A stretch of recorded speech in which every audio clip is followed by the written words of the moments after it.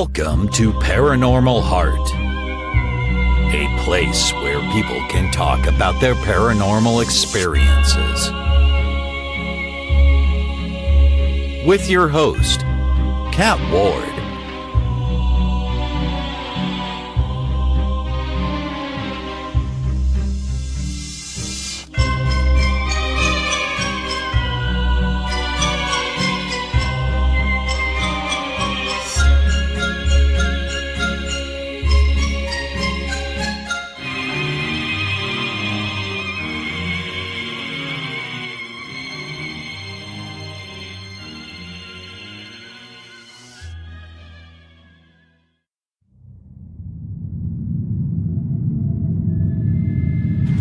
There are spirits everywhere, watching, waiting, seeking that opportune time to reveal themselves like no other.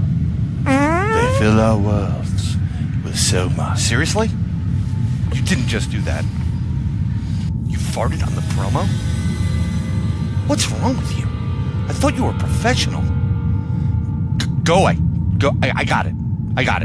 Hey everybody, it's Bryan Bowden, host of NoBoBuMe, where we explore deep inside the Goblin universe. We have an amazing show that covers the paranormal, conspiracies, music, art, entertainment, trending topics, and so much more. Please join us by subscribing to the show on Podbean at InsideTheGoblinUniverse.podbean.com, on iTunes, Google Play, Spotify, Stitcher, TuneIn, and everywhere you find podcasts. It's an informative, fun, and overall entertaining good time, and we'll keep the gas to ourselves. Why don't you burp next time? Someone get me Bryan Anderson.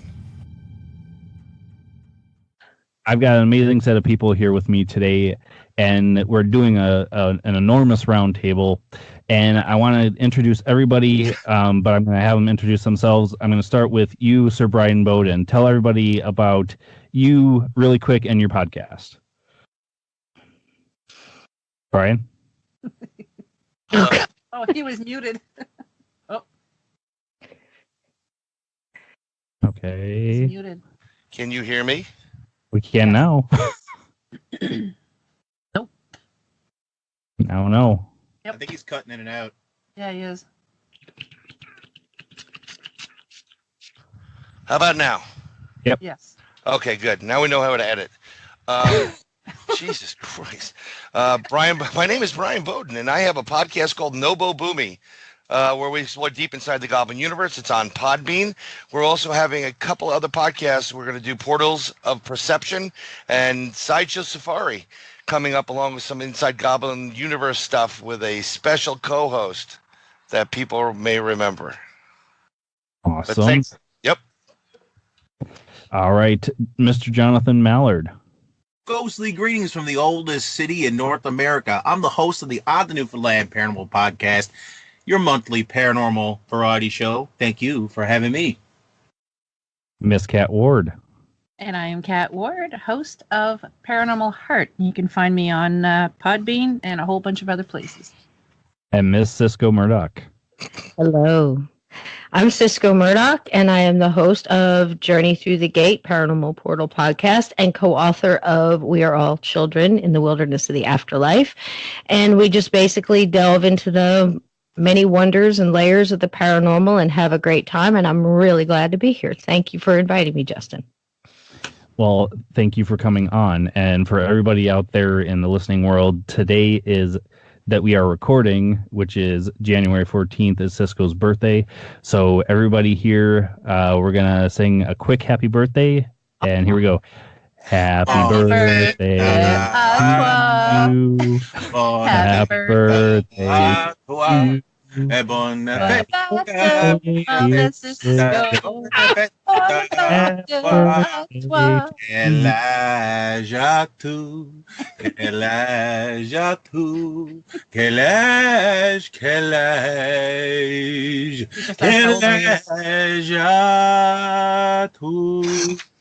Absolutely beautiful. I am so thoroughly touched, and I'm not wearing pants. Well, yeah, this is going to happen. So. And we are the Knights of the Paranormal Roundtable. Me. I'm wearing armor, so we're good to go.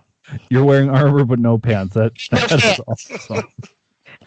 Throws off the enemy. I'm wearing a smile. So what I thought, I'm fully clothed. I I would feel kind of start- left out now. Good luck, Justin. Go ahead. Go.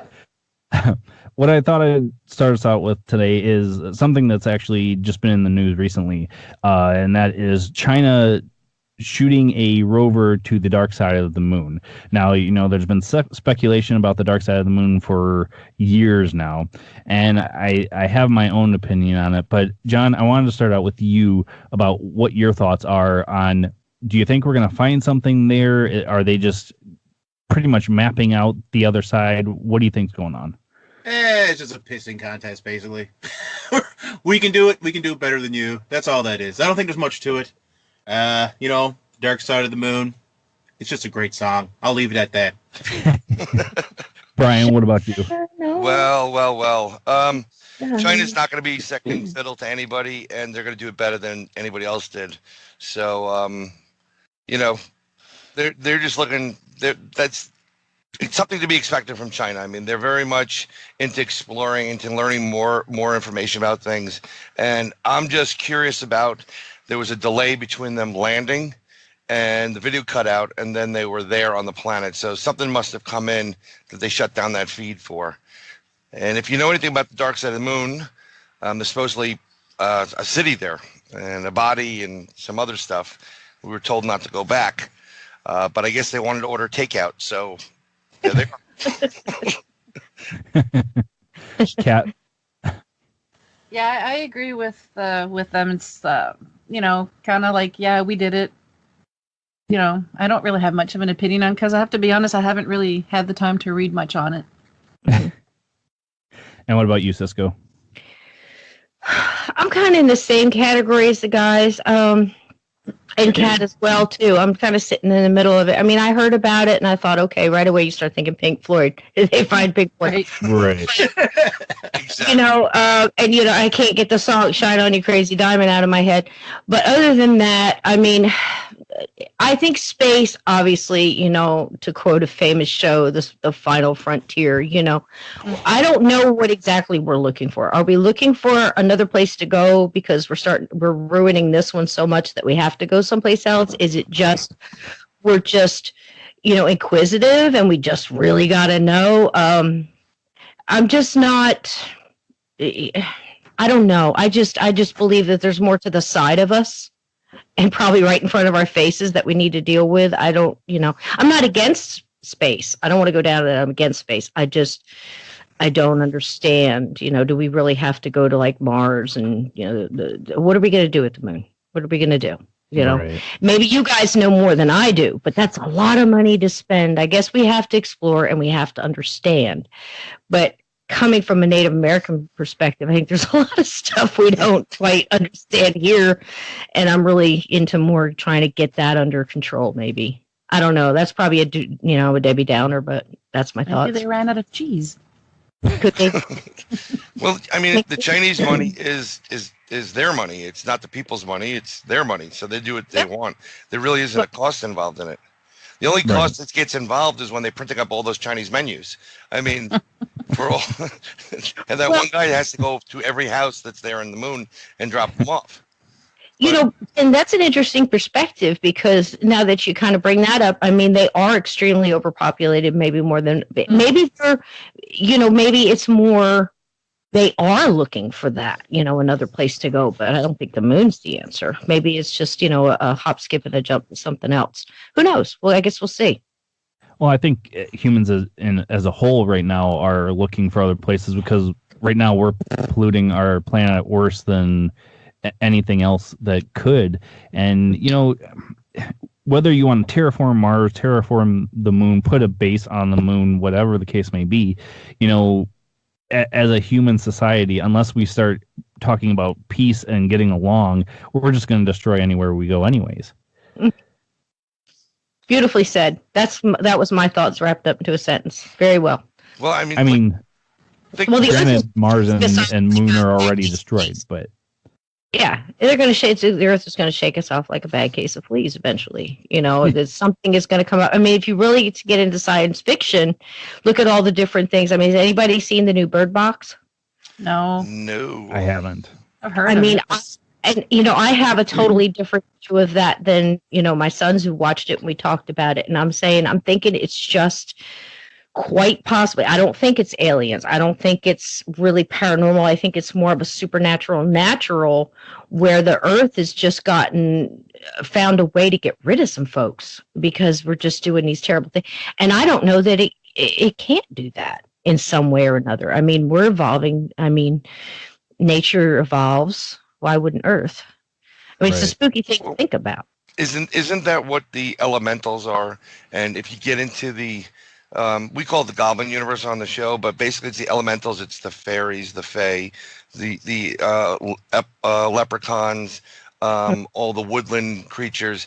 Each one of these has a more respect, very Native American type, for their surroundings, and everything's living and everything has feelings. So maybe they're just like, I don't know, these midget gangs or gnome gangs going out there and taking out hunters and stuff. You see a lot of the animals actually going back at the hunters now, more so than ever before. Right. So, I mean, yeah, we've ruined this planet, but I think this is the precursor to us really getting a disclosure type of thing where I think now the aliens go, well, crap, they're at the moon. We gotta do something to stop this or put it in check. Because at the rate we're in right now, when UFOs fly by our planet, they lock the doors. Yeah. And drive fast. I agree. Yeah, they drive fast.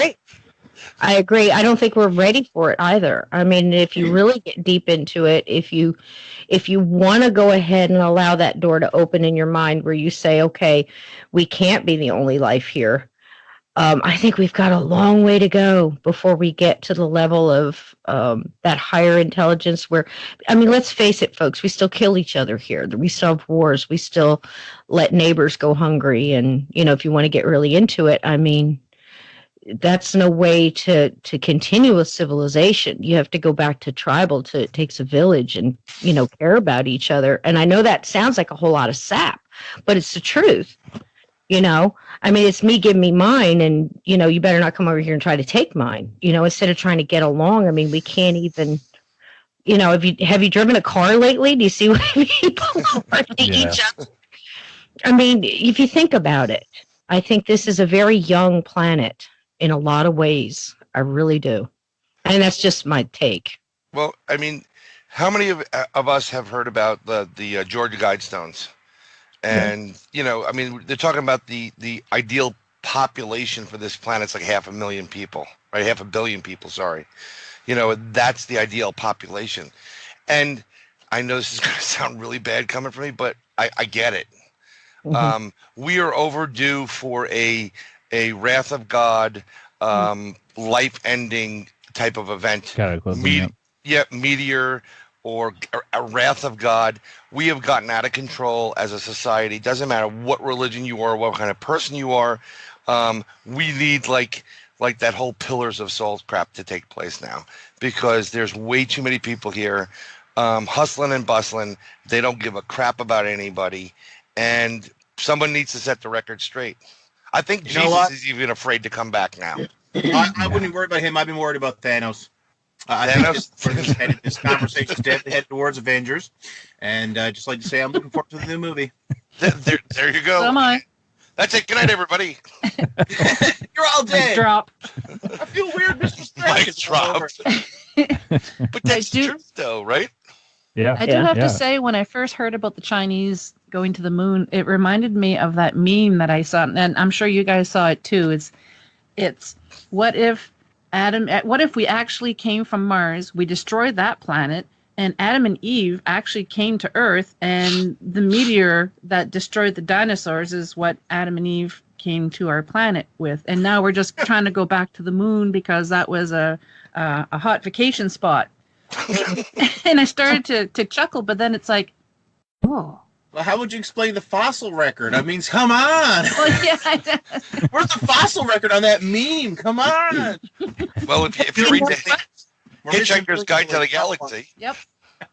There's actually the Twilight Zone, and it's done very well, as only Rod Serling could do. Way ahead of his time. The whole show was way ahead of its time, and I think it was so good because he was in charge, and he was so involved in it. He was right there all the time. And there's definitely one like that, Cat, that you don't know it at first. The man has crashed in a spaceship, and basically he's trying to put together the communications to get communication from headquarters, Houston, whatever. And Houston's just telling him, like, nuclear, there's something going on with, they don't ever mention countries, but it's a couple of countries going at it. There's nuclear war pending. And then the guy comes back and says, you know what, you're going to have to get yourself out of this. Pray for us all, because it's all going to be, boom. And now he's alone, and you don't know what's going on. You think it's some poor guy from Earth, And here it turns out that he's landed, and there's just a woman. And at first he doesn't know what's going on. She's scared, he's scared, and they start learning to communicate. And eventually you find out his name is Adam and her name is Eve. Nice. Yeah, pretty Twilight Zone. Yeah. And this is why the Chinese are gone to the dark side of the moon. They're looking for cheese, and they want to find a new vacation hotspot. It's all about rabbit trails on any of our shows. So oh my God. I think it's a good point, though. Like, I've heard numerous people talk about, they feel that we came from Mars or another planet even, and landed here. And a lot of people will say that we've evolved from monkeys. And I was talking to my little brother. This is actually a very interesting little side note, that everybody has it wrong when it comes to the evolutionary theory that monkeys are just our closest relative, if you will, compared to the rest of the animal kingdom. And I thought that was a pretty good point, because everybody wants to say we came from monkeys. Well, no, we didn't come from monkeys. We're just most related to them. And, I had made this point to him as well. If we evolved for monkeys, then why are there still monkeys? That's a good point. Very observant. How does everybody feel about RH negative and the RH factor in blood? Does anybody have any wisdom on that as far as RH negative? Well, isn't there also the O's as well? Yes, that's a whole nother thing, though, because with RH negative, it's supposedly you don't have that rhesus monkey in your DNA. So they're like, okay, well, where do they come from? So you've heard all different things, aliens, or you've heard, Right. Yeah. This whole Anunnaki, you've heard all kind of things like that. But explain that to me, RH negative. Does anybody have any thoughts on RH negative? Well, it's really funny when you said the Anunnaki. If you look at some of the stuff that Stitchin brought up, you see this monkey-esque type of entity sitting on this huge Anunnaki's lap. So we may have been, and the rumor through that in the book, the whole Anunnaki story is basically they genetically engineered us from these monkeys numerous times until they perfected what we all have here right now, which I don't think it's perfect. So I mean, this is why there's a missing. Someone said a missing link. I don't know. I mean, we're never going to know right now. I mean, we don't know, and we're not going to. Just for the people listening, there is no disclosure. Get over yourselves. And we're not, until these craft or these beings or one of these races or 20 of these races land and say, yeah, we made you. Yep. Chinese guy right there, guy in the back, And just interject there just a little tiny bit. It's not a missing link. We're missing thousands and thousands of links in our evolutionary chain, actually. And any anthropologist friends you may have out there will always scoff at the idea. There's evolutionary total evidence and data to back us up that we came from this particular type. And you know what the reality of it is? They're pretty much playing cards with like 2 cards. The rest of the deck isn't there. So there you go. That's the whole thing. I mean, baby, it's the only way. Look at if any of you on any of your shows come up with something and the RH negative factor whole discussion comes up, because it's a deep rabbit hole, and they say that they're more sensitive, that they have abilities and all this other stuff. And there's a whole line of different things. Where they come up with this, I have no clue. But I would be very interested because it's supposedly like 5% of the population, and I'm Rh negative. So I have family members that are Rh negative too. Yeah. And it's distressful if you're a woman because you have a lot of problems losing children and things like that. And I was in the Army. I lost 5 kids before they figured out it was Rh negative. I was in the Army, yeah. And they're just not going to do anything extra. No offense to anybody in the Army, but they go what they have to handle at the time. So it took a long time for them to figure out. Then you have to get there's a whole controversy about getting shots. So because basically when you're carrying a child, your body looks at that child who's not an Rh negative as an invasion. Yeah. And that's the way it is. And it's just horrible, and then you get into, like I said, this rabbit hole of what it is or what it means or where you come from, all that other stuff. So I'd just like to know. So give me a heads up. Oh, definitely. Sure. I mean, not only do you lose it as a virus when you're pregnant, but when they come out, they become viruses too. Apparently, you got to feed them. I mean, come on. Yeah, but it's an interesting subject, and you get somebody that really knows about it. Let me know. Oh, definitely. I was watching the show the other day, and they're talking about this other blood type that I've never heard about, and I Googled it, and it's actually a thing. There's only like a handful of people in the world who have it, and I can't for the life of me remember what that blood type was. And I've been trying to Google it, and I can't find it. Like a super special blood type? Like Special K? Yeah, maybe it's Special K. That's a drug reference. You silly wabbit. I've been sucking blood for centuries. Law. Well, something else that caught my eye, I believe it was a couple articles just before the new year. It was these couple of women that are claiming to have had sexual relationships with spirits, and a couple of them, the two that were the articles were about, claimed to be either getting married to or already married to a spirit. And it was something that kind of like rattled something in my brain, because I mean, I have come across people saying that they have been sexually assaulted or whatever by a spirit, and there's all these different myths and legends about that sort of a thing. But when you're claiming that you have a sexual partner who is not even flesh and blood, and then you're married to them, it's something that just baffled my mind. So I wanted to get your guys' opinions on it. Sysco, I'll let you go first. There goes your hour, baby. Well, the one that comes to mind is the lady that married a 300-year-old pirate. That's one of them that, I'm talking about, yep. Right away, you want to go, huh? And then you listen to her, and you watch her body language and everything else. She truly believes this. Now, who am I to say? Yeah, I got a job. What more do you want from me? She's a caring person. She's got a whole table with all his favorite things. He likes to play cards. Of course, he likes rum. She's got it all after, kind of like an altar. She seems to be extremely satisfied. She's very calm, so it must be, they must have a nice relationship.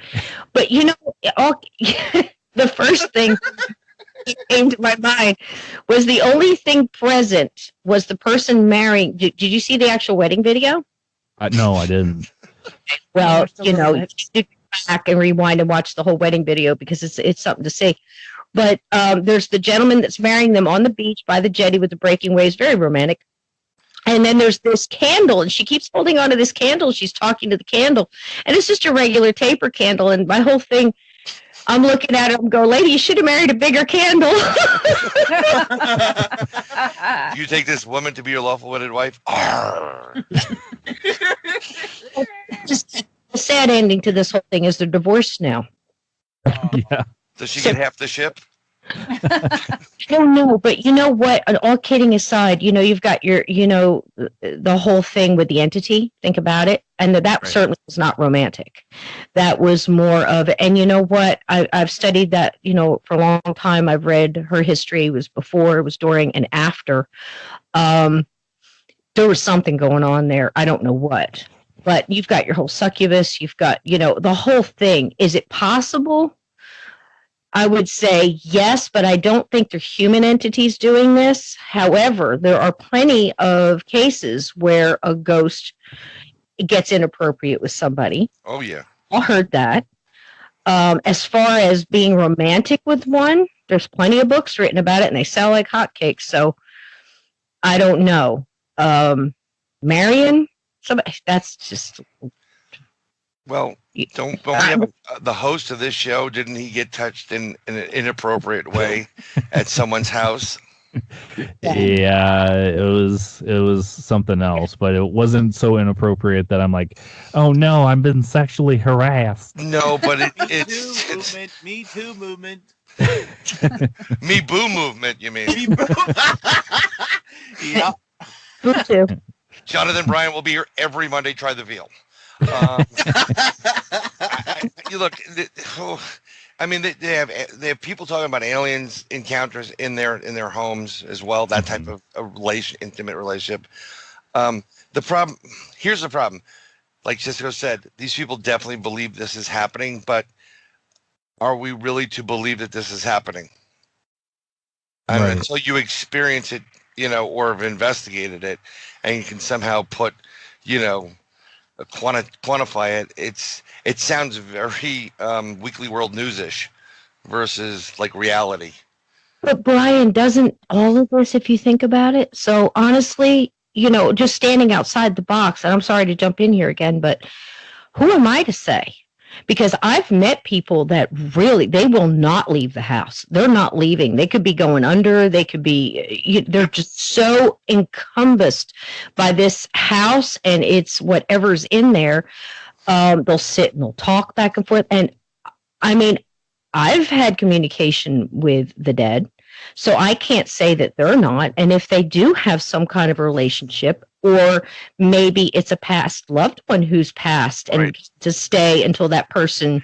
So there's a lot of different avenues you can go down here, but I can tell you right now, all I can see is Johnny Depp and, the whole Black Pearl and stuff like that. I'm not marrying a 300-year-old pirate. I don't think she was too oppressed if she divorced him. Right. She divorced him for the rum. God. But in court. Can I please weigh in on this now? Can I please? Yeah, absolutely. Weigh in, please. Hold my shotgun. Here it comes. Number one, I would also divorce the pirate because I'm not into light penetration. Okay? I want the whole Captain Jack. Number two, I'm sorry, but most people who are oppressed by spirits and who are suffering are not exactly putting it up on YouTube and Facebook with hopes of getting millions and millions of clicks. It's clickbait. And number three, this is the most important one. Can somebody please play the theme song from Pirates of the Caribbean right now? as the wedding song as she walks up the aisle. I think this might actually be a little bit more towards what you were saying, Sysco. Maybe it's more of a almost like a manic state this woman might have been in, where she truly does believe. Like, it's almost like that movie Donnie Darko, except with Captain Jack Sparrow instead of the big crazy bunny. You know what I mean? Mm-hmm. Like, truly believes it's there, really does believe it, but I don't know, man. When I see all those clicks and all those hits, I kind of feel like maybe it was just a little bit contrived. I mean, was there advertising involved in these videos? Like, did they get? It's well, I mean, like, this is a problem being in this field, right? So you bring. You'd physically have to bring a Bigfoot in or an alien in to say this is an alien. And then even then they would say it's like photoshopped. It's standing CGI. up for them at the wedding. Right. Yeah, so and you're right. I mean, like I've had dreams where I've literally had my grandfather, who's been dead for years, come to me, which was awesome. And I was literally having a conversation. I said it was a dream, but I know it was real. But to be physically married to somebody, or I don't know the full story, but was she physically touched? Did they consummate the nuptials? Mm-hmm. I mean, were there batteries involved? Because I just don't see it. Because if you can finally a use for the K2. Yes, the new K3 meter with extra vibration.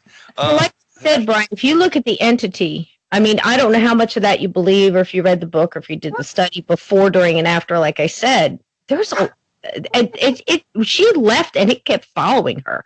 And honestly, it was more than one. And I do not by any means think that this was a human doing this to her. You know, there was supposedly, you know, a couple of short ones and a really, you know, I mean, I was going to say, I have not stopped laughing this entire time.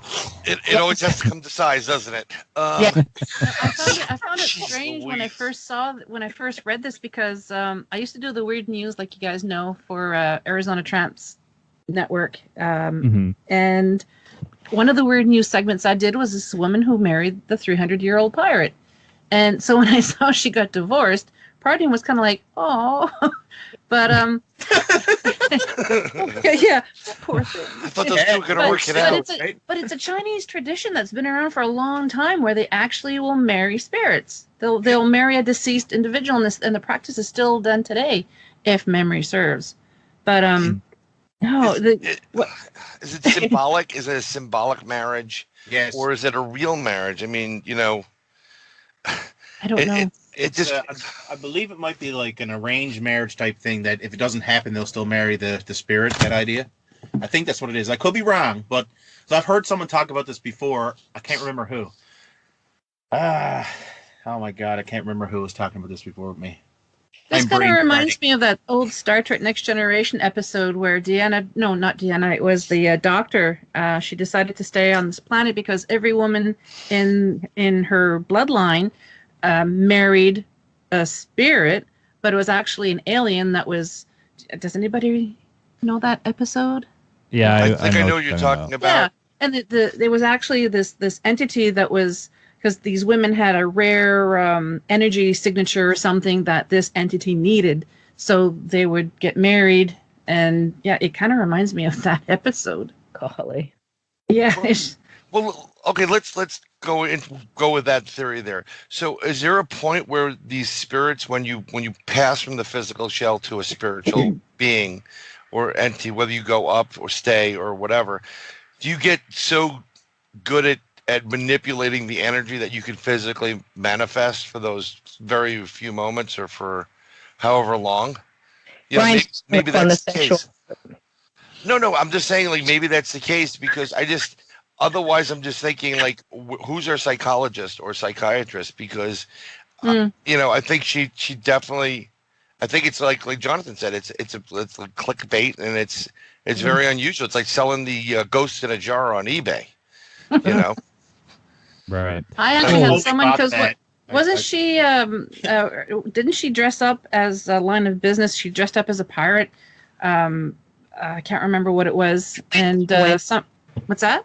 A wench, like a pirate wench, like pirate a wench. Yeah, and somebody, like a character actor type thing, and somebody had mentioned to me, well, maybe she just did it because she wanted to get well known and maybe make more money, but who knows? Possible too, but she's not the only one. There's a lot of people, and I just understand where they're. What do you do when you go down to the courthouse and get your marriage license? What do you get for a gift of it? Well, who are the people at the courthouse giving these licenses out? I know. And then as long as they get their money. That goes back to why we shouldn't be colonizing space, the stupidity of humans. But I mean, like, if I was the judge and this person came into my court looking for a divorce, I'd be like, really? You're going to give me this? You're both crazy. I think I want to say counseling for both of you. I just said it there. I mean, it just, I guess unless you experience it yourself, it's absolutely asinine and it's crazy. It's not real. I don't see it being real. You know, I think it's also people just trying to escape regular life, because, you know, if you don't like regular life, you just create this fantasy. I mean, if that wasn't true, these supernatural romance novels wouldn't be, you know, flying off the shelves. People, those things are huge, you know, 100%. And I'm like crazy. But I mean, they have things for that. They have those romance novels, like you're saying, and they have Xbox and PS4 and Pornhub and all these other places you can go to escape your real world. Yeah. You know, but I guess people are looking for attention. That's another problem we have here. Everybody wants their 15 minutes or more. and they don't give a damn what they do to get it. Hence the the blind bird box challenge. Some girl drove into online traffic. She almost killed 3 people in a family. Yeah. What? I never heard of that. It just happened. Yeah, we have got to stop putting the warning labels on the hair dryers, people. Seriously, we just need to get rid of the warning labels in general. I think we should fly planes and just drop Tide Pods everywhere and see what I was happens. just thinking, yeah. Oh my God, that's a Tide Pod. Yeah. Just live with you. I mean, look If at I this. had a new podcast, I'd start it and I'd call it the Tide Pod. And I bet you everybody would be taking it. No subscribers, though. Everyone's dead. So you count deaths instead of likes, huh? Yeah, well. It is laundry detergent. I keep the damn thing open. There's so many childproof things on that, and that's sad that we have to do that. Back in the day when we were all young, you knew not to do certain things. I had a grandfather would say, "Let him put the fork in the socket. He'll learn." I mean, Right. I'm just So let them touch He the must hot have been frying fun. pan. Yeah. He must have been fun to hang out with. He sounds awesome. Mildred, give her another drink. it just actually happened. It was my son, and he's going, "Let him do it." And I'm like, "Get out of your mind." But it's I say that about the warning labels. Somebody had to use their hairdryer in the shower for them to pay the extra money to put that warning label on there. Now, My favorite warning label was, "Do not place toast in toaster and put in your oven." I'm like, who does that? Obviously, it happened once because I tell you who does it. Somebody marry a dead ghost pirate. Don't marry a dead ghost pirate. The creepy thing about that, before you get off the ghost pirate thing, though, think about this. If there's somebody that is having sexual relations with somebody who you can't see, what are you really having sex with? That's creepy. Right. And what do you name the baby? Could be anything. Slimer. Damien, come here, please. Show of hands. How many people has actually gotten an EVP? I mean, on your own, you've gotten an EVP from a disembodied voice from something you did not see that was standing right there. Let's just say I have a ton of them. Okay. He's got a bunch of them. Jonathan's probably got a bunch of them. So can you imagine if you could see that person and who's actually standing there and what do they look like? I mean, is that creepy? Think about that. Well, it's like was his Michikachu said at one point that these frequencies, it's like, look at a radio signal, right? So these frequencies are everywhere, but when you use a radio or a receiver, you're actually tuning into a specific station to hear clearer. Doesn't mean the other stations go away. Right. So it's the same thing with spirits. If you just tune in, or if that spirit has enough energy, overpowers, and it's don't forget to throw the garbage out. Okay, thanks. I mean, that it is kind of creepy. I'm feeling kind of sad because you know what? I've been an EVP researcher now for 5 years. I stopped a few months ago, and not once was I ever taken out on a date or touched or anything. And I don't know. You know what? I'm just going to go ahead and say it. Maybe it's because I got a few pounds on. Maybe that's what it is. I was just going to say, on any EVPs, you never hear a spirit making sexual innuendos or sexual advances or anything like that. You always. Now I've heard it. Oh, I've never had them. I have. I don't know. I think when you get into the Old West with some of the call houses that are out there, you may get some of those, like some kind of advancement. But I'm more inclined to believe that if you're getting somebody telling you to F you or whatever, or I think you're getting into a something that's more on the evil scale than the good scale. Well, you think too. You got to think about where you are. I mean, mine were like in bars, things like that. So we can get into that whole jumper thing. Right. Or I've got friends who decide why people want to go to prisons. I don't know. I don't have anything against other people going. I'm not going because I already know the energy that I'm walking into is going to be negative or extremely sad or extremely, cumbersome in any way, oppressive, just like an asylum or anything like that. I'm not going. I'm not doing it. About asylums, I won't go to asylums because of the raw emotions and I just don't want to pick up on that. Yeah, Right. me either. I go through enough just from the living. Well, you know, when you said the jumper thing, that is something where I can see this woman marrying a pirate. So that a pirate jumper, he jumps into somebody who's whatever, and they become the pirate. You know, it's the pirate doing it, not, you know, whatever Bob from the hardware store. That I can honestly say, Bryan, I've seen that. Yeah, Not but I've seen someone jump into another and then that person change and then turn around and completely act different to the woman that they came in with or the woman they're standing next to and just get really fresh or just completely change, you know.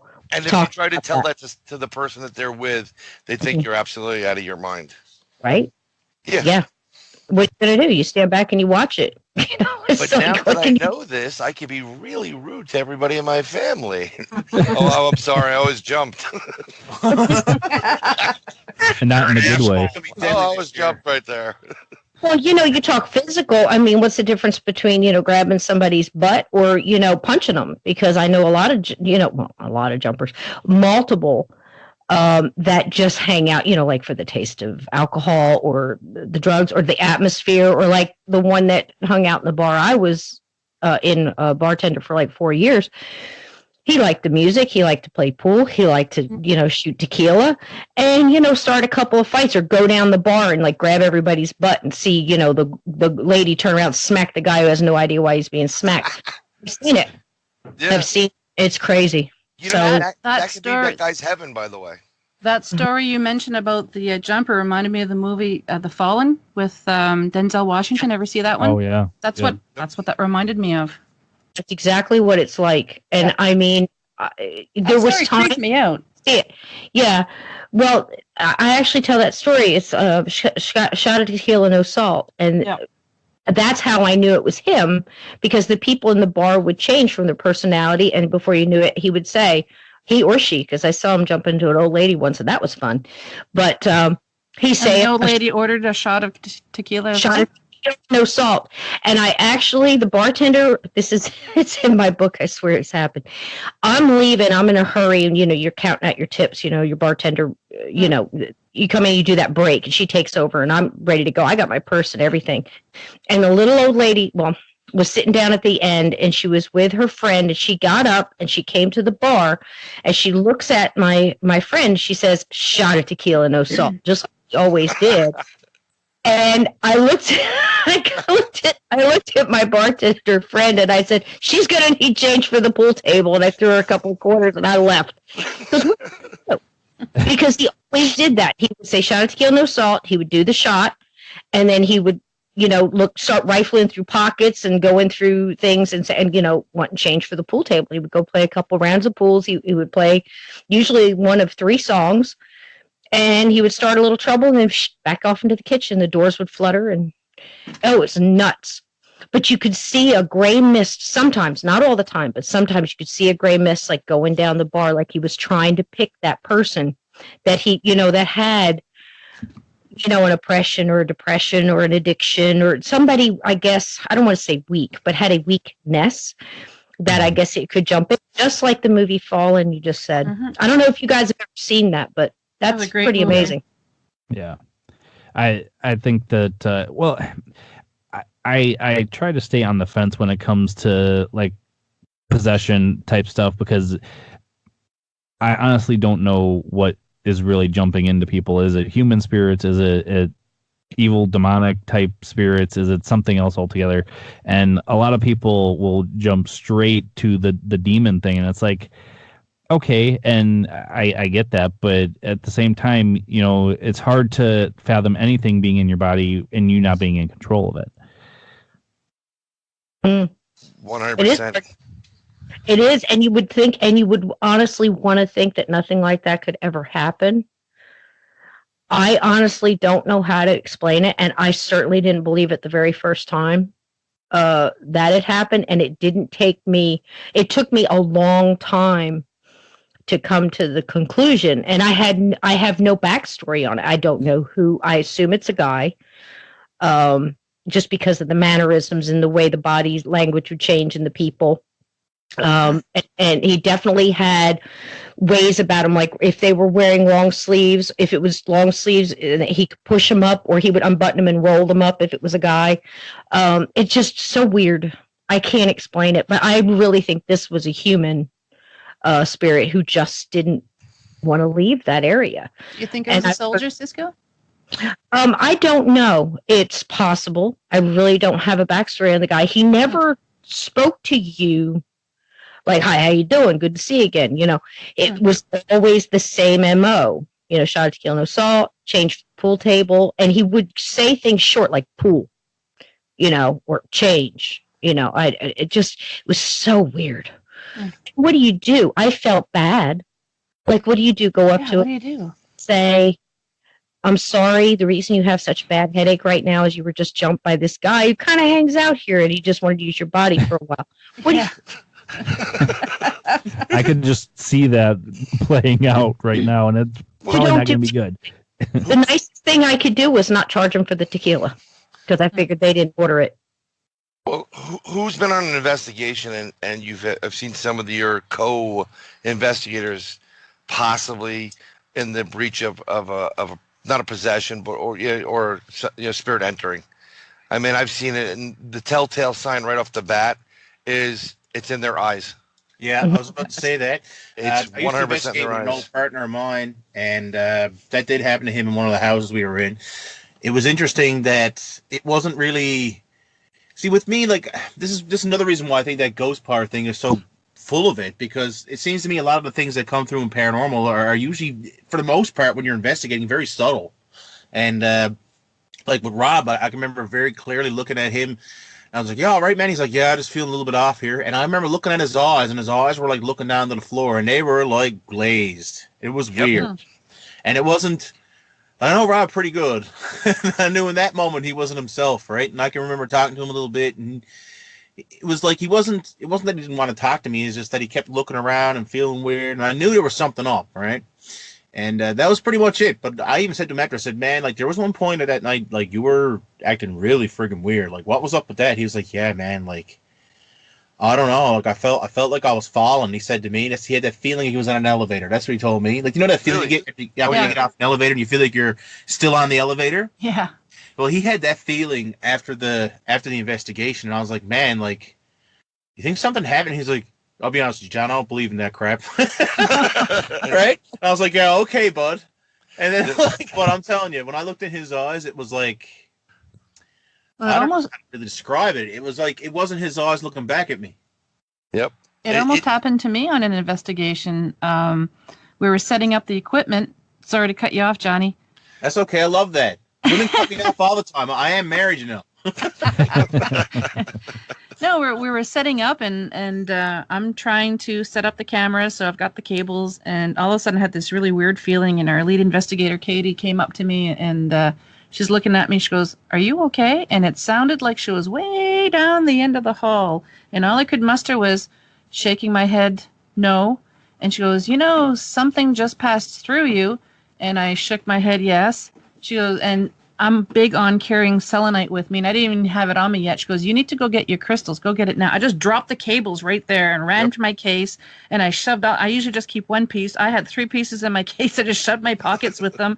And then I just started saying prayers, calling to my ancestors, whatever the heck that was, keep it away. And I was saying, "You're not welcome. If you need to communicate, we have these devices here. You're not coming through me." But it was really weird. And then Katie later on says, where did you go? And I said, I don't know. It was like I was being pushed, and I was way down at the other end of the hall, and I could hardly hear her. It was I'd never had that again since, and that was the first time, and I hope it never happens again. It's a scary prospect. I gotta be honest. I mean, that's why, like, when I do an investigation, we could be going to the greatest place on the planet. If I get there and I just don't feel it, or I had a bad day, or I got pissed off, or something negative, has been clouding my day, I am not going in there. I am ripe for a takeover. Yep. I remember one time I was investigating a haunted lake kind of close to home. It's called Powers Pond. And just a very downer type place, like lots of people have committed suicide there, mostly pillheads. But, unfortunately, just like 3 months before I investigated there, somebody had went in and committed suicide. So we were like, you know what? There's a place to probably try. We should probably try here tonight. I was having a really bad day. I chronicled this in my book, actually. I talked about this. I had a whole chapter about Power Spam, but I talked about this in my book. And it was basically me going one way and my partner going the other. And I had a horrible day before I went out, and I was like, man, I shouldn't go out. But, like, I hadn't seen my buddy in a long time, and, like, go something with him was, like, a monthly thing. It was nice to go out with him. You know what I mean? Mm-hmm. And I remember being up on the side of, it was like a wooden bridge, and I was leaning against it. And it was probably one of the first times I ever busted out the spirit box. Now, I was always a very skeptical person over that because, you're basically opening up a receiver and listening to things going through white noise. Like, your brain's going to make it up. This thing literally says, Johnny is sad. Right to me. And I'm like, the fuck? That was the first time I heard my name and something that was actually intelligent come through. So I was like, holy crap. I was like, man, and you're absolutely right. I was I was sad that day. I was. Yep. The best way. I wasn't mad. I was sad. And it was pretty intense. It just goes to show you that if they are out there, and they're looking through that veil at you, they can sense it or they can feel it, they can see it. And, sometimes I wonder what really is communicating to us that can see our emotions like that. Well, I think when you get out there emotionally, if you're down, your vibration's lower. Yes. And everybody talks about vibrations for the most part. You are so, it's a low vibration, so they can just see it. I think it's part of your aura and everything. And they just, it's like eating, meeny, miny, mo, who am I going to go to? And you're just going to go with the weakest person because you have more control over that person, and just if you're physically built and you doesn't mean that you're mentally capable of being the stronger person, and vice versa. Even the meekest person may be stronger mentally than somebody else. So you're going to go for the non-challenge, like Absolutely fish in a bottle. But it's really scary. I mean, we did it. We did the Letchworth Village Cemetery. And there were 300 unmarked graves from ages 3 months on up because they experimented. They got the polio vaccine from there, and they experimented on these kids. And if you listen to some, I have tons of recordings of EVPs, and you can hear people help me, and people, oh look, they're here to help. And I could have sworn I heard my name Bryan, and that freaks you out when you hear it on an EVP. Yep. It just bugs you out because it's like. They should know that. It was just me and my and Al. And Al actually that night he had a weird look. I was like, "What's wrong with you?" And he goes, "Nothing." And I'm like, you could tell it was in his eyes, and he had that like stupidish grin. And I don't want to bring him up because Johnny loves him. That's his man crush, Zach Baggins. But you see, like I know a lot of stuff's done for TV, but there's some stuff where you can see it. You can see when people get that look in their face, and you can't just play it off. You can't just act it. There are times when you see people who have a look in the face, like, oh wow, this is going to be a rough night. And he does stupid things like antagonizing these these spirits. Yeah, not smart. No, right. No. I heard my name once going over the audio. I've got the headset on. I'm sitting there and. I don't know if you guys do this. As you're listening to what you've recorded, you're going through the actual investigation all over again in your head, so you know exactly what had happened. It's like, oh yeah, you hear this, and it's like, oh yeah, I remember that happening. All of a sudden, everyone knows me as Kat. My full name is Catherine. So I'm sitting there and listening to the audio, and I got my eyes closed. I'm kind of bored, right? It's like, it is tedious. All of a sudden, I heard Catherine. And I sat up, my eyes shot open, and I was like, what the actual shit? So I rewound it, and I remembered that instant. I'm in the room with my 2 team members, and I remember it felt like somebody touched my left shoulder, and I looked, and there's nobody there. And it was a man's voice. And going over the audio, because I didn't hear anything, I just felt the touch, right? So I'm going over the audio, and that was the moment that I heard Catherine. Holy crap. So my kids, I'm like, kids, come here. What do you hear? And I didn't tell them, right? I just said, what do you hear? And they said, yeah, you just had your name mentioned. Every team member that night had their names mentioned at one point. It was the weird, oh yeah, like talk about like my eyes shot open like, what? Well, on those investigations, here we go. Because what's to say? Is it actually an entity or spirit, and they're just picking you out and knows more about you than anything, or maybe it's your guardian angel. Just keep alert. Yeah, exactly. Right. I don't know what it was, but it called me by my full name, and not too many people call me by my full name. Even the team members didn't know. They said, because before I played the audio for them, I said, what do you think my full name is? Oh, it could be Kathleen. Could be a whole bunch of stuff. And I said, well, my full name's actually Catherine. And they're just like, holy crap! Like they couldn't believe it. And like I said, every team member that night had their name mentioned at one point or another. It was weird. I've had that happen where that moment right before, we've all got that right before you fall asleep. It's hard to describe, but that right before you fall asleep thing. And then the right before you wake up, there's definitely an awareness, going and coming in.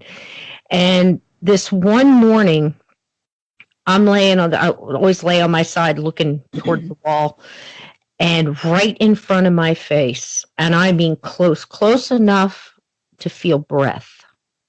Oh. I hear hello, and then my given name, which nobody calls me. Nobody. My given name. I found the EP. Oh, did you? Do you want me to play it for you? Oh yeah, if you can play it through your system, that'd be great. I'm gonna try it. Okay, I'd like to try it because you got me. I don't know. You got me all excited, and everyone's talking about EVP. You knew this was gonna happen to me, right? Hold on. But before you play that, I want to state this right now. I can guarantee you that in this broadcast, if you play it back and with headphones on, there will be EVPs here. Not the one that Jonathan's going to play. I guarantee you're going to catch EVPs on this podcast. I think I got it. I'm going to try to play it. Okay, so let's see if we can hear it. Did I mention this was a Christmas video? Hang on. Hey, remember I told you. Those stories like Christmas.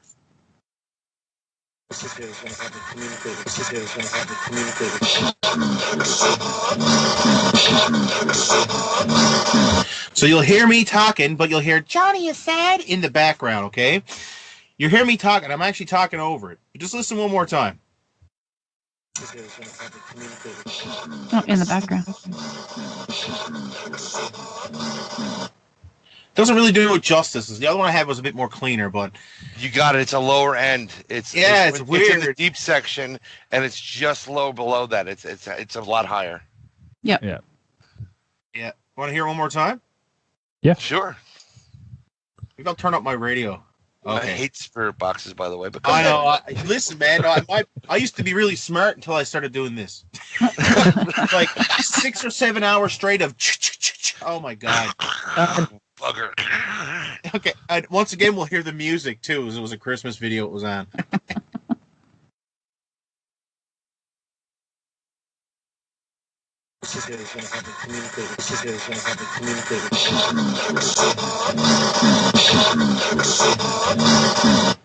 It's very hard to hear that one. It's probably not my clearest one I got, but it sounds like a young child. Yeah. Yeah. It sounds like a child. Would make sense. And that scares the shit out of me more than if it was that Johnny is sad. Because we all know in every freaking horror film, it's the little girl that's the killer and the psychopath. Right.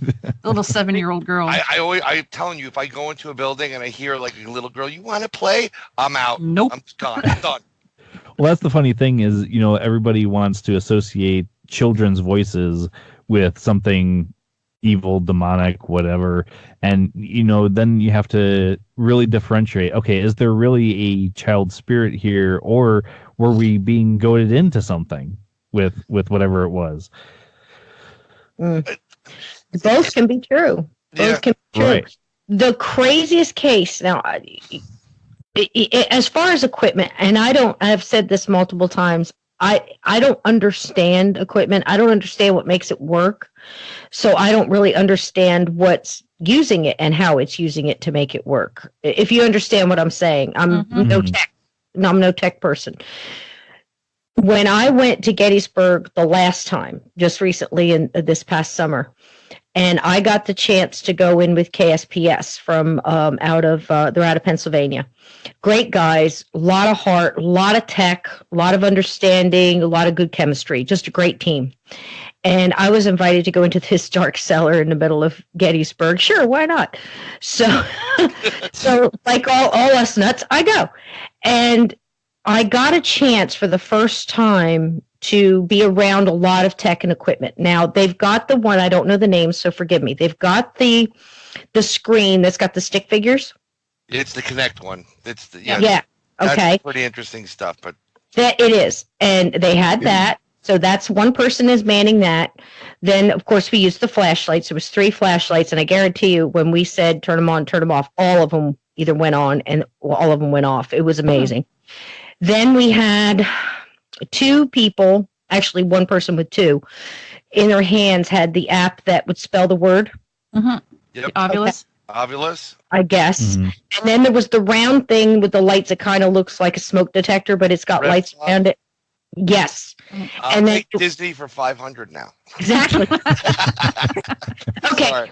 Now, this is the reason I set this up is because at one point, everybody did their stuff, and we were working very carefully to try to get these ghosts to listen to us and give us a chance to try to calm them down. There was a lot of them in there, and we had, I think, 11 responding at one time. And that goes with the figure. It was cool because you could see them on the stick figure thing, and then when we asked, they would say 11 through the box that speaks, and then it almost would say like one of the things said many, and something else had a number. I don't know. It was all nuts because all this equipment is actually answering the same question in very much the same way. That blew my mind. Now, as we're getting through this, I'm asking several questions, and then I asked, okay, is anybody here, does anybody here want help? The box that has the voices coming out of it says, yes, please. It not only responded, but was polite. Wow. And then both of the things that the guy was holding where the words come up said help. Both of them. Yep. Wow. And the man that was on had a laptop sitting on he had another app or another thing on that. He's saying yes. All pretty much at the same time, within seconds of each other. That blew my mind. Yeah, like when you have multiple pieces of equipment and they're all correlating at the same time, Mhm. it's a lot more convincing, no doubt. Right. 100%. Yeah, and once again, there's people out there who've got far better equipment than we'll ever get our hands on, who have had that. And the problem is not that we can't catch what's going on; it's that we can't recreate it. Until we can recreate it, science is never going to accept what we do, basically. Right? Right. It's unfortunate, but that's it. That's all we can do. Those No are Nobel prizes for us. Those pieces of equipment are great, but I just picked up something, and I'll send you a link to where I got it. Really inexpensive. It's a recorder, micro recorder, but you can put headphones in. It does EVPs really well because it does it based on noise, so it's voice activated. So if you're there, no one's making a sound, you shouldn't get anything. If it picks something up, a sound was created, like someone is talking via voice. So those should be Class A EVPs. The cool part about it is you can capture it with the headphones on. You almost hear it real time. Wow. And John, you're right. Unless you can bring that ghost with you and say, look, ask them questions, they'll answer it for you. Or do a math problem or something like that, where you can kind of like quantify. Yep. We told it to do 63 times 72, and it gave us the correct answer. Until you can get that done, no one's going to believe you. But when you're there in the dark or whatever, and I don't think you need to be in the dark, mind you, No. it's pretty interesting, some of the things that come up. Absolutely. My thing that I talked about in my book was that it's just going for higher quality data, basically. Right. I talked about MADE communications, which stands for multiple word, audible to the ear, intelligently communicated in direct response to a question or stimuli. So what Sysco just talked about a minute ago fit the bill right across the board. It was multiple word. It was audible, right? It was in direct response to a stimulus. right? And it was intelligent because you asked it to need help and it said, yes, please. I mean, it's pretty intelligent to me. That's different than, Zach Baggins running around going, bro, did you just hear that, man? Bro. Yeah. Well, that's what always, and I agree with everything everybody's saying. And I'm sitting here thinking two things. One, isn't this an amazing subject? I think that's what draws us all, the wonderment of it all, seriously. And isn't it interesting, too, the different paths people take on the same subject? Because you've got your people who are full on science and, and they want to try to repeat it that way. And I think that's what Ghost Hunters started out with. I think Bryan and I talked about this last week. Yep. Bless their hearts, they just really wanted to prove it as much as they could. This is what's happening, and let's analyze it. And in some cases, over-analyzing. We had a knock, hey. And then they took a lot of the feeling out of it. And I think that when you combined, and you have a good chemistry, and you combine all of that, the tech, the feeling, the mediums, the psychics, whatever, everybody in the room is going to get goosebumps. If something walks through you or touches you or communicates, that's feeling. You're going to feel oppression. You're going to feel the heaviness. You're going to feel maybe the air change. And I think it really is important that all those things are combined in some way. And maybe it's not so much proving it at least to me. We've all taken different paths. To me, I'm just going in there and going, okay, what can we do to get what you need and, get me out of here without the worst headache of my life? It's like, it's priorities, if I can get something down. I mean, I don't know how you guys feel about old school stuff, but a lot of the guys that have been in game a long time will say, you know what, I go in with dowsing rods and a Mickey Mouse recorder, or whatever. And they get stuff, and it's insane. And then you watch some of these shows, and anybody who does this, every single person here has at least done this to a certain extent for a long period of time. And we look at these shows and we think, gosh, I got more last Friday on, than these guys. What are they doing wrong? My question for everyone is, why keep doing this? We all know this stuff is out there. We all keep capturing it. Shouldn't we be focusing more on I don't know how it's possible? Like, to me, like, it's yes, EVP is real, but how the heck are we picking up sounds with no vocal cords? Like, how are we picking up the sounds of footprints being imprinted on places? And everyone likes to talk about, energy's trapped here and all this, but really they're just throwing out some wild theory with nothing to back it up. My thing is always, how is it possible that we pick up EVP?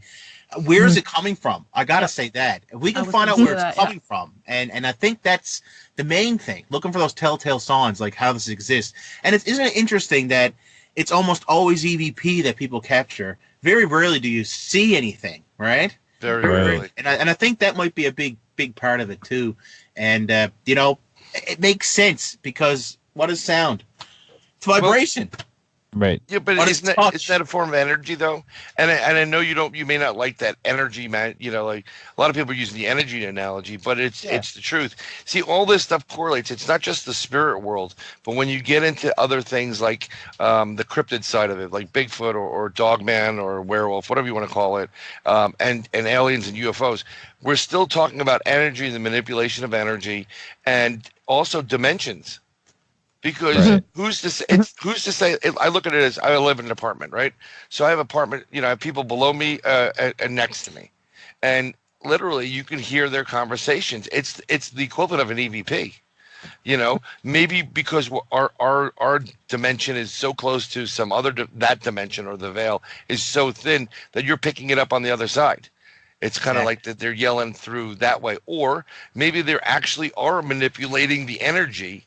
And change and being able to change it. All these devices that are picking it up are based off of magnet or some kind of recording, semi-based about, magnetic recording and etching. So, there's no other way unless you get like a silicone-based recorder, if they even have those. You're going to have to think about it being an energy source and manipulating it. Well, here's another thing too. The farthest I've ever got with this stuff was 3 years in the same haunted museum for 3 years. And I got to investigate that place multiple times, at least 15 times the first year alone. And the closest I got to figuring any of the mechanics of this stuff out was to quadrillate where an EVP was coming from in a room. I hung 6 recorders from the ceiling and actually measured it out to the walls to figure out where was this coming from in the room, and it was actually coming from the far right corner of the room, which had nothing to do with any of the things that we apparently heard, which was an old typewriter and a door slamming, right? So to me, there's something to that. And there's also the other theory of this, too. In order for this to cross a dimension, there's only one thing that connects dimensions. Does anybody know what that is? Portals? Well, yes. Are you going string theory here? We're going we're going quite Einsteinian here. We're talking Einstein-Rosen-bridge, guys. We're talking about Right. Yeah. This is the only thing that can exist. And here's the really fun part about that. We can find one of those. There's got to be something in the environment that's given off. And you know, people talk about radiation. People talk about different things in the atmosphere that are being given off when this stuff manifests, especially something that's really powerful like poltergeist activity and stuff like that. What's one of the most famous things people talk about? You know, the blood running down the walls, or ectoplasm, or some kind of liquid. Where is it coming from, right? I think it'd be very interesting, very, very interesting to find where an EVP is coming from in a room, because there has to be some kind of opening. Has to be. Well, here's the problem with that. When you live in a large apartment complex or building, it literally could be coming from the ground 15 stories below you. True. That's where it's entering, and it's just being like an elevator shaft that's going up to where you are. So it's not necessarily that it's coming from the specific room or a specific side. And even if it does give off a radioactive signal, again, you're talking about the manipulation of energy into different forms. You know, so I mean, there's way too. See, I do the scientific side of it too. I want to, try to quantify it. But you look for the storms, and depending on what you're using, what equipment you're using, especially like if you're using a field meter, you have to have a live weather app running, which also can interfere with your equipment. But you have to know if there's lightning anywhere near there for 6 miles at minimum, because that can affect your meter. Right. And if you're not paying attention to all that stuff, I mean, ideally, there's no ideal situation unless you're a scientist and you can get the funding and, go in there and have a bunch of different, equipments going and someone monitoring every screen, split screening it so you can see everything. But most likely those people are so not open to the fact of that type of communication that no one may not want to talk to them. Right. Go ahead, Kat. Oh, thank you. My daughter mentioned to me one time before, and it kind of made sense. She says, how do we know when there's paranormal activity? Maybe it's someone from another dimension investigating us. And I'm just like, whoa. That's a Far Side cartoon right there. It truly is. But it also brings up, time lapses and, time overlapping. If you want to bring that up, there's multiple cases of that, like the Versailles ladies, everybody's heard that. And EVPs that seem to be coming from right where you are, yet they don't see you, and you don't see them. Maybe you don't hear them in real time, but it's back on the tape and they're going, I'm right here. Where are you? So that kind of thing blows my mind. I'm thinking, okay, what do we have here? Like, do we have an overlapping of dimensions here? Is there some kind of a time, portal, something going on? I don't know. The other thing that blows my mind is these, whatever you want to call them, like impressions of energy. Again, there's that word, but impressions of an event, say, like a repeating, like residual, Residual. Yeah. Like that, but different. Here's one that blew my mind.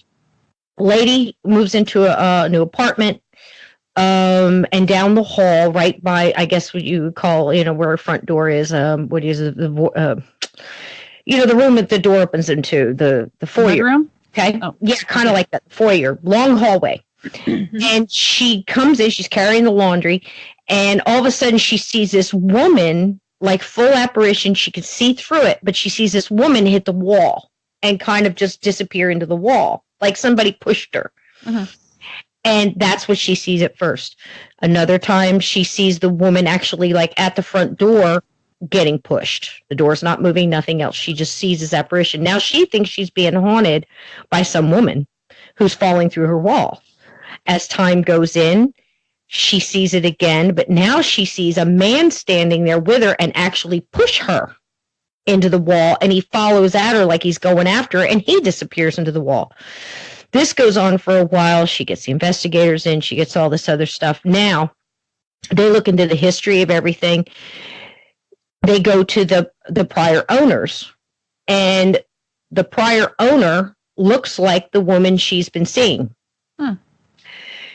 They finally get them together, and she's startled because this is the woman she sees going through the wall. And she says, "Describe to me what happened."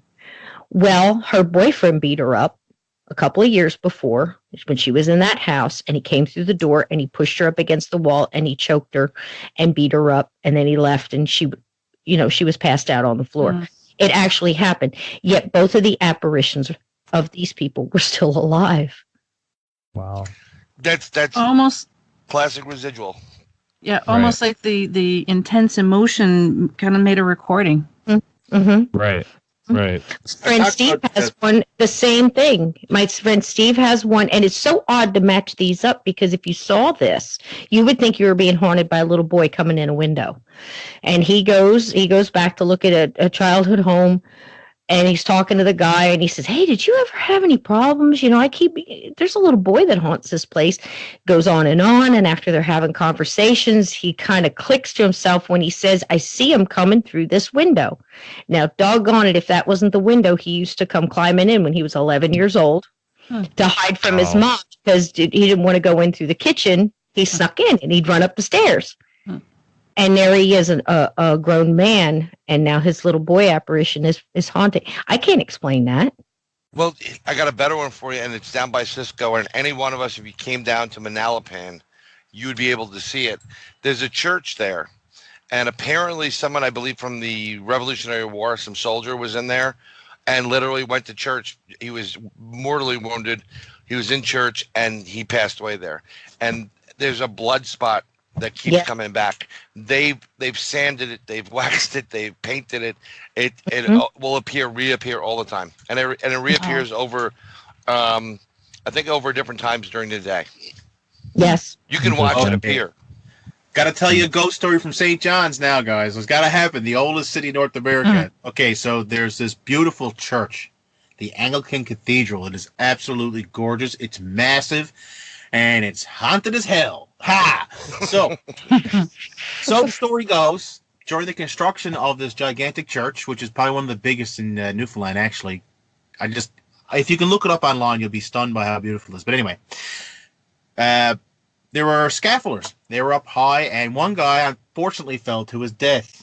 Once the building was actually completed, they took a picture of all the workers out in front, like just out in front of the church. And there was probably like 20 or 30 guys, right? And in the corner is this guy still dressed in his work clothes next to all these dudes who are like decked off and all spiffed off, now, right? Like, this is back in like the God knows, like early 1900s here. Like, these guys are looking really, really handsome. And on the far right-hand side is the ghost of this guy still dressed in his stuff. Anyway, that picture is on the wall at the Anglican Cathedral. You can go and see it today. And that's sick. It is sick, and it 100% is him. In fact, there's another picture kind of close to him that was donated to them and said this might be him, and in memorial to him, and his picture is there, and it looks just like him. It's creepy, man. Well, all right, guys. Well, I actually found the photo, folks, so I can send it there. You found it? Yeah. Nice. Well, we are coming close to the end of the show, guys, so I want to give everybody a chance to tell everybody where they can find your guys' podcasts and yourselves and all that good stuff. So, Sysco Birthday Girl, we'll start with you, and we'll go down the line. Thank you so much. It's been an absolute pleasure spending my birthday with my para friends, and I thank you so very much. You can find my podcast where all good podcasts go to hang out anywhere, and it is Journey Through the Gate, Paranormal Portal Podcast, and my book is on Kindle. It's an ebook form, but my editor just sent me my copy, so now I can get it in print, and I'm so excited. So that is We Are All Children in the Wilderness of the Afterlife, a guided tour through a haunted life. And thanks for having me. All right, Kat. You can find Paranormal Heart mainly on Podbean the last Sunday of every month. And you can also find me on Stitcher, Spotify, TuneIn, Paranormal Radio, iTunes. And I'm also going to announce that coming to your radio waves soon, I am honored to be able to be on IamDarkWaters.com. Yay! Yay! Congratulations. Thank you. All right, John. The Newfoundland Paranormal Podcast can be found on pretty much every search engine there is. I don't think I missed any, and if I did, you guys better tell me so I can put in my RSS feed. Mainly, my main place, though, is Podbean. That's like my main thing. That's where I direct most of my traffic. Once again, my show comes out on the 1st of every month. It is a monthly podcast, but I'm known to throw up extra episodes. Like, we probably got like 3 episodes. I think it was on January 1st I dropped. So yeah, I'm known to drop more. But see what it's. I set the expectation low and then over deliver. Right. Well, that's the way to do it. That's really the way to do it. The Newfoundland Paranormal Podcast, your monthly paranormal variety show. Paranormal news. We got a meditation every single month with my friend Betty. We got Dr. Laura's Lair where she talks about weird science. And, of course, we have a special guest every single month. And who knows? There might even be some people on my show who are on with me right here tonight. Sysco and Bryan, I'm looking at your... Because I call you guys May and June. That's some interesting nicknames for them. Now, Mr. Bryan Bowden, where can everybody find you? Well, June can be found on Podbean under NoBoBuMe or inside the Goblin Universe.podbean.com. We try to do shows and drop them on Fridays, as many Fridays as we can. But it all depends, because I have a real life outside of this with kids, and I have to take care of that. But we also do investigations. You could read some of my stuff in Outer Limits magazine. I'm the North American and Canadian correspondent for the magazine. So if I'm not doing a podcast, I'm doing that. And there's a couple of books coming out very soon. So look for those. Sounds good. Nice. Yes. All right, guys. Yes, bunch of articles. I got articles, man. You want some? All right. Thank you guys so much for being on Beyond Reason, and you guys have a good evening. Thank you, Justin. Thanks so much, Justin. See you, buddy.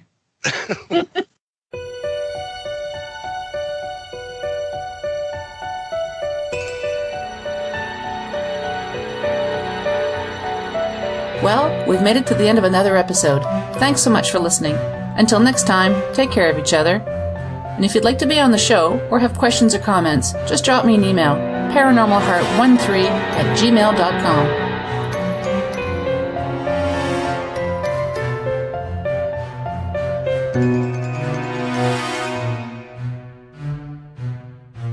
Paranormal Heart would like to extend a special thank you to PurplePlanet.com for supplying the music for the show. The views and opinions expressed on Paranormal Heart are those of the host and participants.